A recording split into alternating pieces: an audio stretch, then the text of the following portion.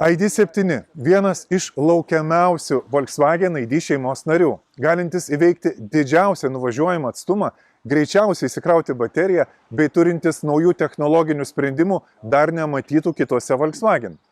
Taip, konkurencija šiame segmente tikrai nėra maža, bet ID7 pasiruošęs rasti savo vietą tarp tokių elektromobilių grandų kaip Tesla Model 3 ar net S. Pasaulio 2023 metų automobiliu pripažintų Hyundai Ioniq 6 ar net BMW i5 bei Mercedes EQE. Šiandien turiu išskirtinę galimybę iš anksto išbandyti šį greitkelių laivą čia, Marselio apylinkėse. Tad likite įsijungę ir sužinosite viską, ką kiti automobilio apžvalgininkai nutyli, bet jūs privalote žinoti. Aš Tadas iš OEV.lt. Apie elektromobilius trumpai ir aiškiai.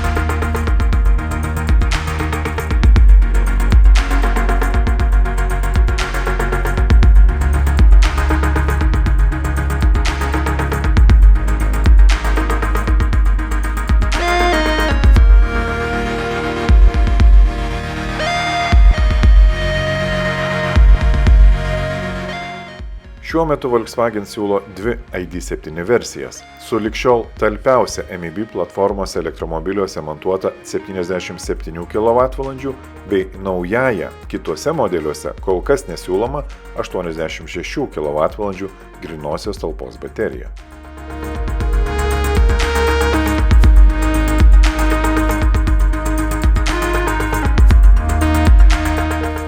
Abu modeliai varomi tik galiniais ratais, o juos suka atnaujintas net 82 papildomus arklius gavęs motoras, nuo šiol montuojamas ir į kitus ID serijos elektromobilius.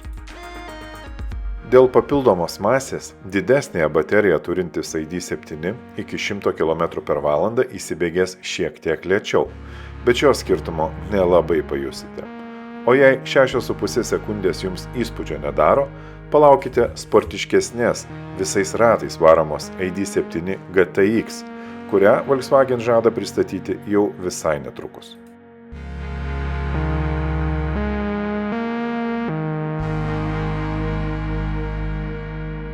Kadangi ID7 su didesniaja baterija į kelius išriedės tik kitąmet, mūsų bandyta 77 kWh turinti versija pagal VLTP standartą turėtų jūs nuvežti net 621 km.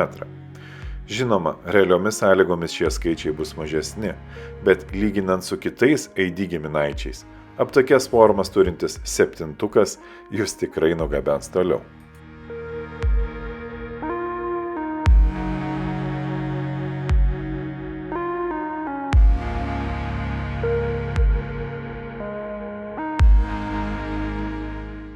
Vasarą mieste nesunkiai turėtumėte pasiekti žadėtus 600 km, gal net ir daugiau, bet žiemą, važiuodami greitkeliu iš Vilniaus į pajūrį, atvyktumėte su apytušte baterija.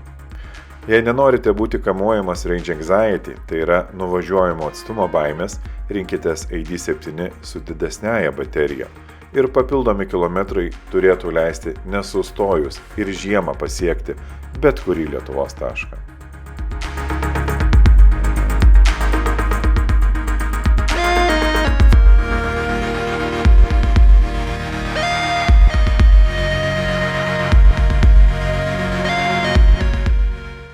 Mūsų bandymo metu mėgavomės vaizdingais Marselio apylinkių keliais bei per keletą dienų pravažiavome virš 400 km. Deja, oras nebuvo būdingas Prancūzijos pietų regionui. Apytiksliai 10 laipsnių šilumos ir lietus nulėmė, kad dinamiškai vingiuodami užmiesčio keliukais bei beveik daugiau kaip trečdalį maršruto maksimaliu leistinų greičiu pravažiavę greitkeliais, ID7 borto kompiuteryje matėme apie 18 kWh 100 km. O tai reiškia, kad tokiomis aplinkybėmis bei režimu galėtume įveikti apie 430 km. Tad pilnai tikiu, kad nebandymų režimu bei palankesnėmis oro sąlygomis dažnai įveiktumėte ir 500 km. Beje, tiek ir prognozavo mūsų ID7, kai sėdome jį testuoti.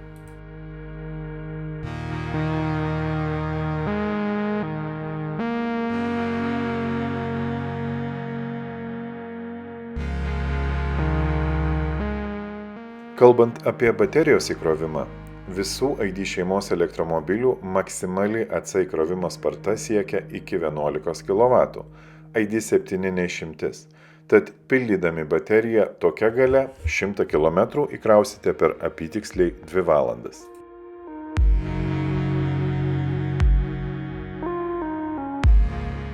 Greitasis DC įkrovimas sieks 175 kW pildant mažesnėje bateriją turintį ID7, na, o įkraunant didesnėje 86 kWh talpą galite išvysti ir 200 kW spartą. Bet šiuos sąlyginai didelius skaičius matysite pakankamai trumpai, nes pildantis baterijoms sparta mažės.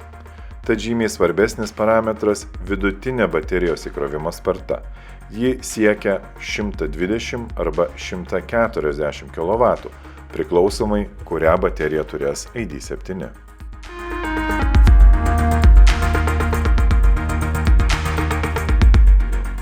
Tiesa, naujovė elektriniuose Volkswagen – galimybė paruošti bateriją krovimui.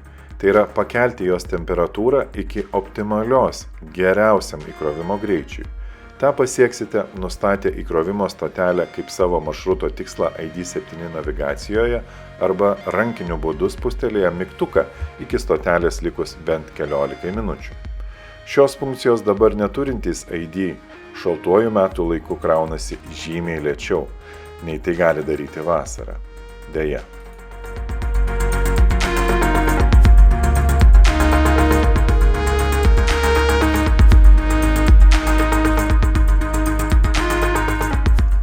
Kalbant apie patirtis įsėdus į ID7 saloną, pirmasis labiausiai pastebimas dalykas – apdailos medžiagų kokybė. Lyginant su ID4 viskas dar minkščiau, švelniau, patogiau ir kokybiškiau.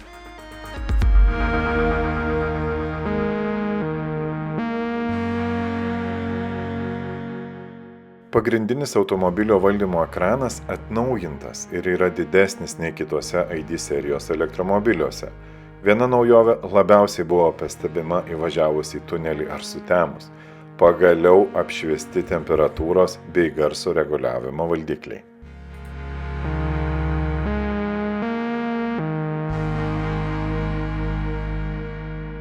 Bet didžiausias skirtumas tai, kas ir kaip rodoma ekrane. Visiškai nauja operacinė sistema, kuri skirtingai nei senosios versijos veikia nepriekaištingai greitai ir sklandžiai. Tiesa, šį atnaujintą ekraną gaus ir ID4 bei ID5 modeliai nuo šiol išridėsiantys iš gamyklos.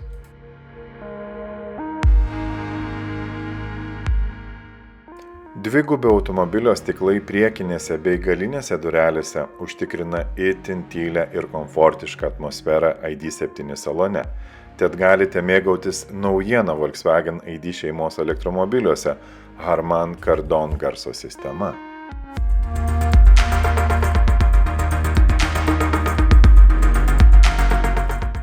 Atskirų pagirų vertos ir pažangiausios saugumo technologijos įdiegtos naujajame ID7. Šalia visos eilės jau matytų ir mano beveik kasdien naudojamų adaptyvaus greičio bei linijų palaikymo asistentų, ID7 turi duomenų dalinimosi su kitais Volkswagen automobiliais sistemą, kuri atsižvelgdama į jūsų bei kitų automobilių važiavimo trajektorijas, parinks, kuria kelio juostos dalimi važiuoti.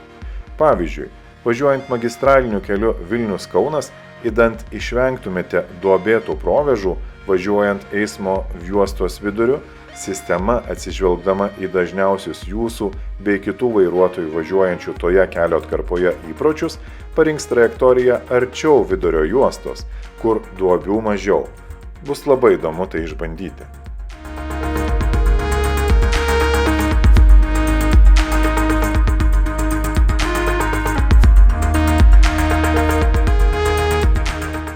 Tiems, kas mėgsta didelės automobilių bagažines, Volkswagen renginio metu pristatė ir ID7 universalą, kurį pavadino Tourer.